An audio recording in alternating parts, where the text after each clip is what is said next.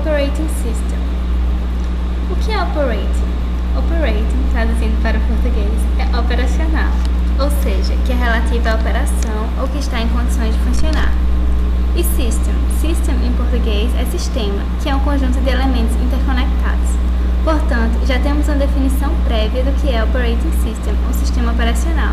É um conjunto de elementos interconectados que estão relacionados às operações de um computador. Sistema operacional é um programa ou um conjunto de programas cuja função é gerenciar os recursos do sistema para que o dispositivo funcione de maneira flexível e previsível.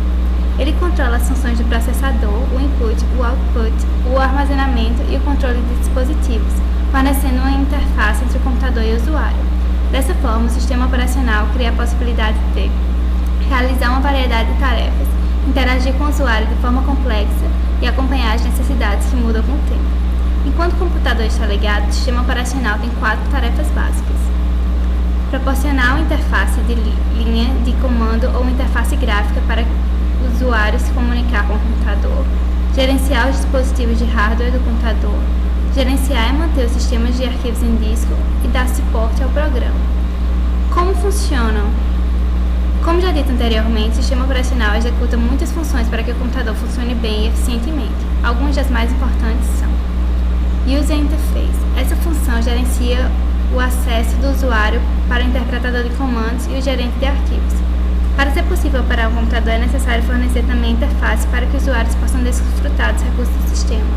As principais são a interface terminal, onde os comandos são digitados a partir de um prompt e são interpretados por um interpretador de comandos, conhecido também por shells. Essa interface utiliza poucos recursos de hardware em comparação com uma interface gráfica. A interface texto, assim como a interface terminal, é também baseada em texto, porém também tem à disposição um ambiente de trabalho composto por menus, janelas e botões. A interface gráfica, que é o mais usado, além de menus, janelas e botões, também existem figuras, tanto vetoriais quanto fotográficas. Por último, a interface de voz são aquelas em que o usuário interage com o sistema por meio de comandos sonoros. Outra função é o gerente de arquivos, que cria, deleta e muda arquivos, gerenciando o acesso para arquivos.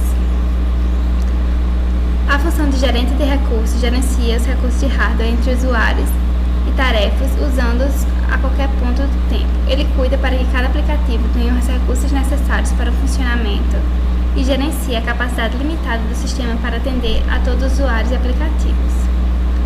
A função de gerente de tarefas guarda as operações de uma máquina separadas daquelas dos outros. Agora eu vou falar um pouco sobre a história dos computadores. Na primeira geração de computadores, o conceito de operação desse sistema era baseado apenas no controle de chaves e fios feito pelo programador da máquina. Somente na segunda geração, com os modelos de organização de funções baseadas em batch programming, as funções de computador foram divididas e enfileiradas para sua execução.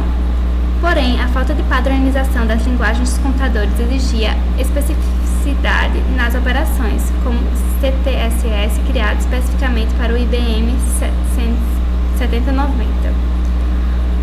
Para solucionar essa questão, foi criado o primeiro sistema operacional moderno, o Unix, seguido pelo BSD, sistemas que oferecem portabilidade, possibilidade de acesso a vários usuários e desenvolvimento de tarefas diversas.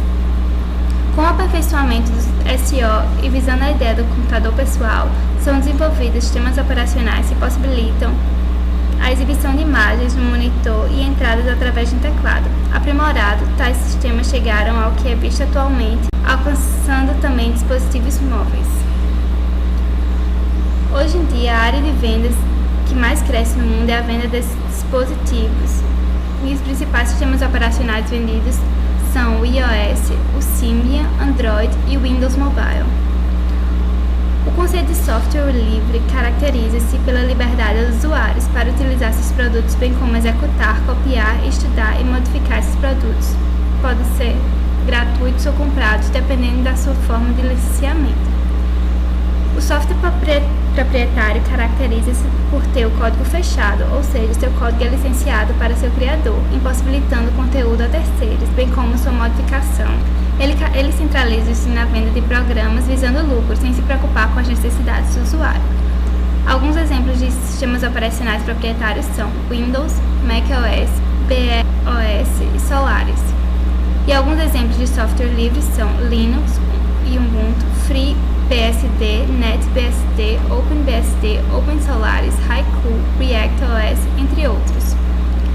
Normalmente, quando se fala em sistemas operacionais, 3 nomes aparecem logo de imediato: Linux, fabricado pelas empresas Red Hat, Madriva e SUSE, e é um sistema operacional livre; macOS, o sistema das máquinas da Apple; e o super popular Windows, da Microsoft, campeão de vendas. O mais novo produto lançado pela Microsoft é o Windows 8, com a computação em nuvem presente. Ao acessar o computador com Windows 8, é possível se logar usando uma conta pessoal. Assim, os softwares e informações que você tiver armazenados estarão disponíveis em qualquer máquina que você utilizar. Também no ano passado, a Apple lançou a última versão do seu sistema operacional, o Mac OS X Mountain Lion. Uma das novidades foi a função AirPlay, que possibilita espalhar a tela do seu computador em uma TV de alta definição sem a necessidade de fios através da Apple TV. Também usa computação em nuvem e é mais um sistema que caminha na direção das telas sensíveis ao toque. Pouca gente conhece ou experimentou o Chrome OS. Criado em 2009, o sistema é todo baseado na computação na nuvem, ou seja, ele não trabalha necessariamente com softwares, mas com alguns aplicativos do próprio Google. Algumas empresas como Asus, Samsung e HP já produzem notebooks equipados com o sistema. Talvez a principal vantagem do sistema do Google seja a simplicidade e a velocidade. Afinal, ele é todo baseado em web, inclusive seus arquivos ficam no Google Drive, uma espécie de HD virtual. Finalmente, chegamos ao Linux, o sistema de código aberto. Isso significa dizer que qualquer pessoa pode usar, estudar e modificar o sistema como bem quiser.